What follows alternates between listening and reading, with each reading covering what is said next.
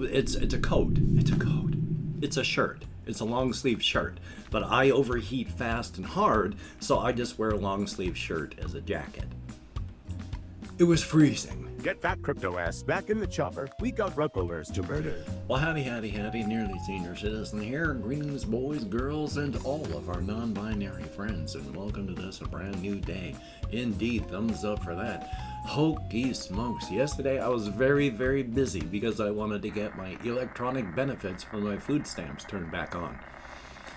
Oh, boy. That was a long walk. I'll talk more about that later.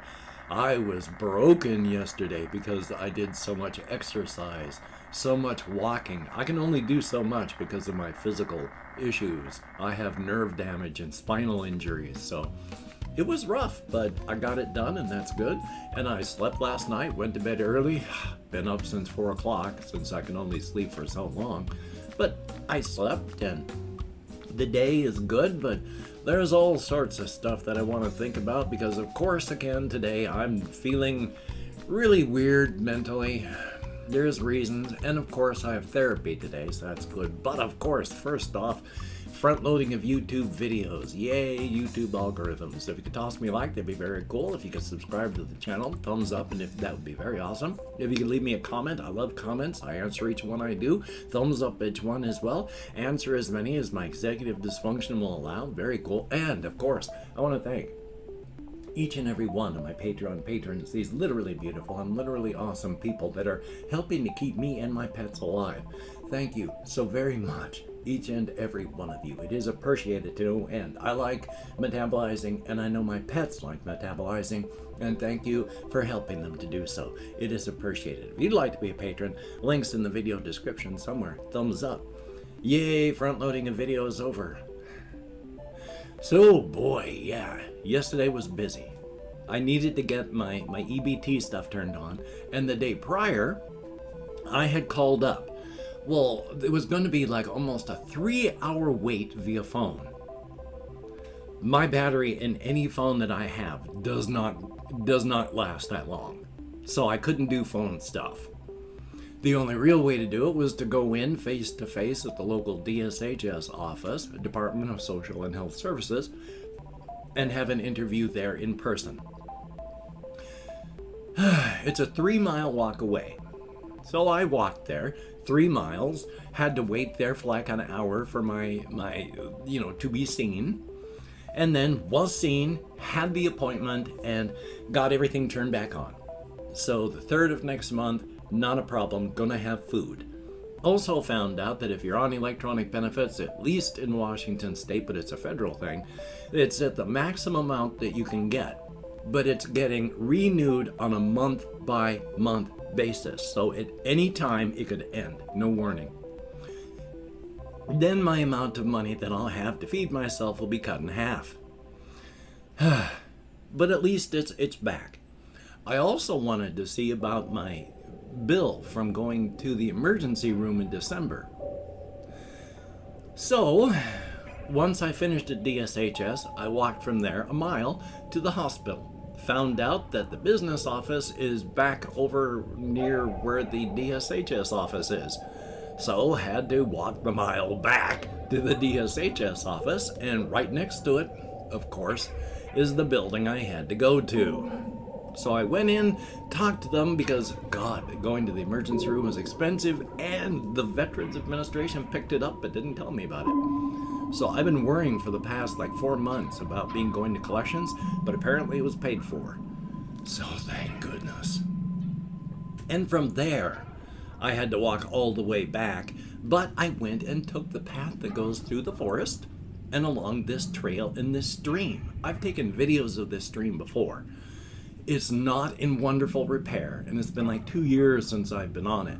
So I figured it would probably be in bad shape. Somebody's been doing work. There's been a lot of rain, bad rain, but the parts of the trail that I thought would be eroded away, still there. There are some parts you have to cross on wooden things, like logs. They have been broken and put in place just by people while the last few years I've been there. When I went there yesterday, hey, they had official put together, bolted together stuff so you could cross the path. Thumbs up. It was very, very cool, very peaceful, very nice.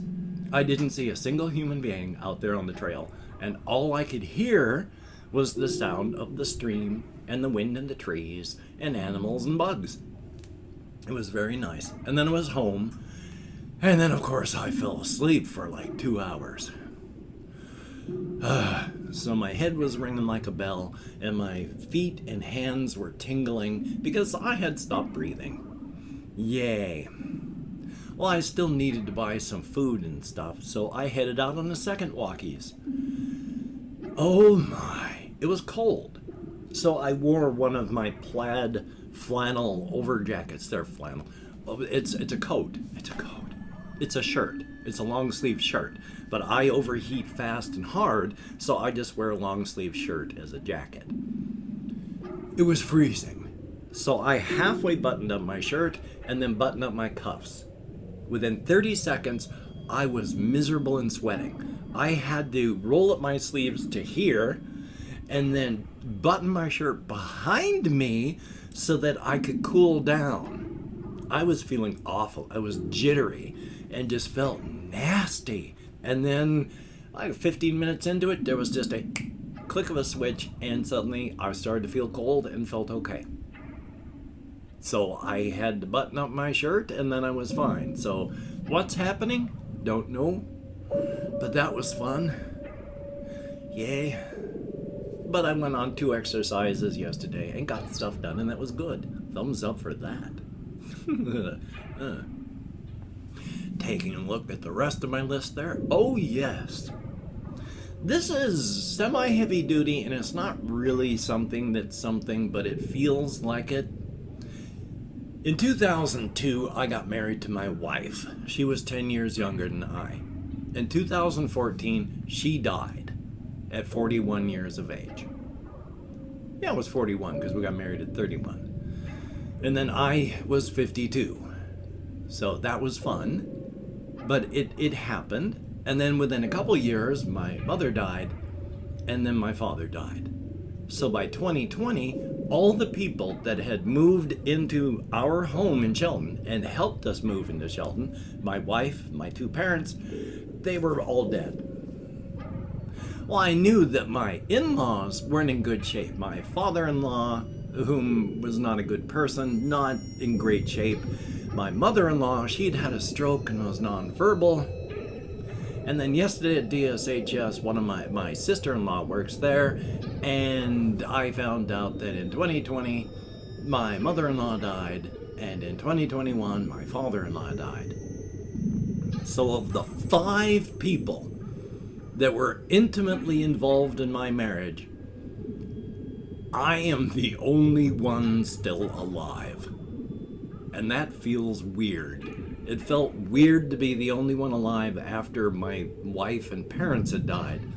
Now knowing that they're gone too, it's a weird feeling. I am, once again, disconnected from stuff and alone and just something to deal with. It happens. It's life. I have tried to do as much thinking as I can and have done a lot of thinking. It's disjointed. It's not as flowing and large as it was when I was medicated for my ADHD, but I'm still thinking. Largely, what I've been thinking about these couple days is I want to talk about how large the razor's edge and the inside is, because I talk about the sizes, but when you have no comparison, it's tough.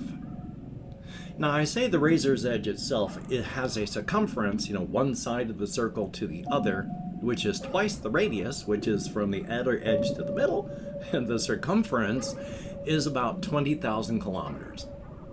That's about 2.5 times the width of the United States. So it's big, but it's not huge. It is a large, rough circle with Apple Rock in the center of it. 90% of all the stuff that I talk about takes place within a 500 circumference kilometer circle right around Apple Rock. All of those places, that's where you arrive on the Tonasket Valley side of the Apple Rock clearing when you get there. And when you leave to go to the inside, it's on the other side. There are rough doorways, but of course you can follow glamours to anywhere. It just takes time to travel. It's 500 kilometers. The actual Razor's Edge itself, the usable portion, is about 14,000 kilometers. So about twice the size of the US side to side. It is a rough circle that way. It's still big. Especially since you can't do things like air travel. You can have air travel as long as you don't go above like 2,500 meters. That's the limit of the range of the glamours. There's nothing up there. You go up into that area, you fade out and you're gone. So there's some air travel, but it's dangerous. You have to stay below the event horizon above you. And mostly you just use glamours and animals, feet, and machines to travel. Not a ton of air is stated. So it's big, but it's not gigantic. And of course the actual usable areas I've mentioned, it's 10,000 kilometers from one side to the other, but only about 7,000 kilometers this direction is it actually usable. Those last 3,000 kilometers, they're weird. Because of the way the creative energy from the static discharge between the two universes works, the center of the Razor's Edge is the most stable, and things start to break down the further out from that you go. 7,000 kilometers out, and the glamours start to fail. Instead of being able to pick and choose just weird glamours everywhere, there's only the way you came and out, and it feels claustrophobic and terrible. You can do it, it just feels awful.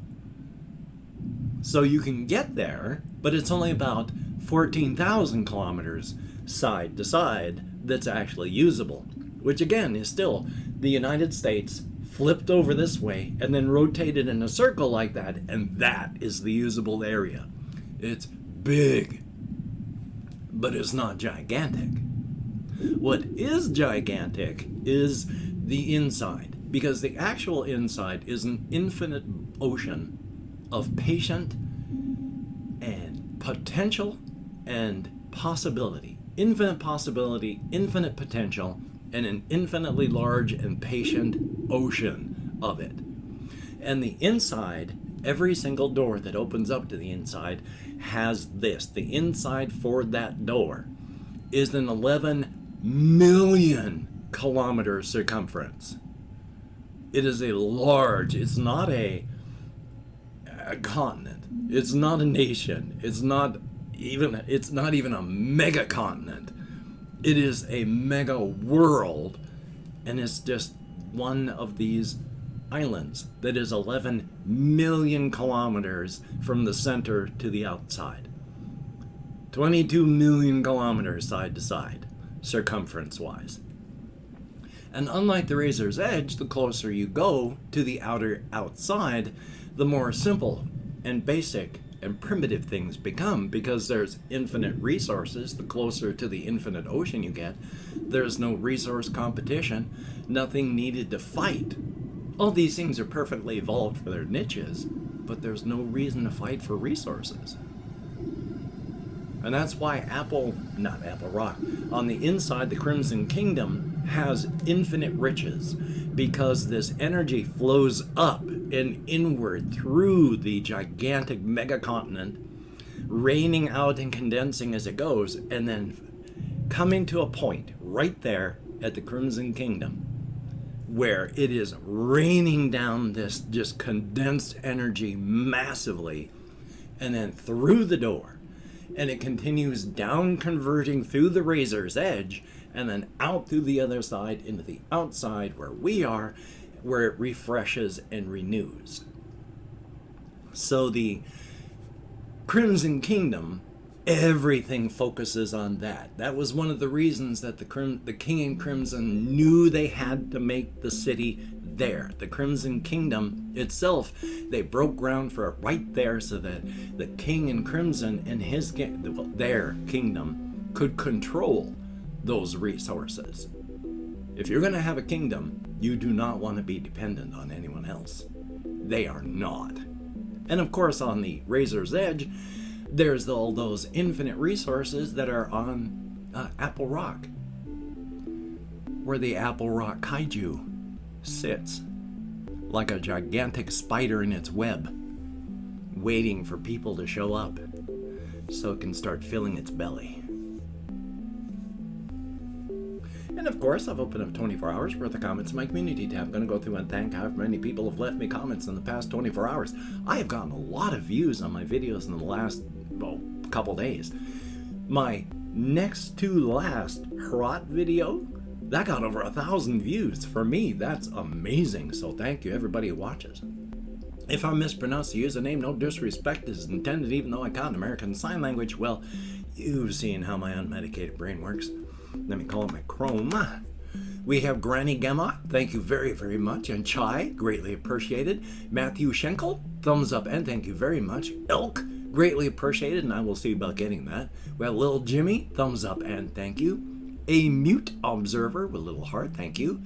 PACHEKO3K, thumbs up and thank you. We have, I cannot pronounce this properly, LINKSGRUNVERSIFFTERGUTMENSCH. That looks like it would be German because of the Gutmensch at the end, but I don't know if Linksgrundversifter Gutmensch is the actual way that it would be pronounced. But thank you very, very much. My Bloody Valentine is good.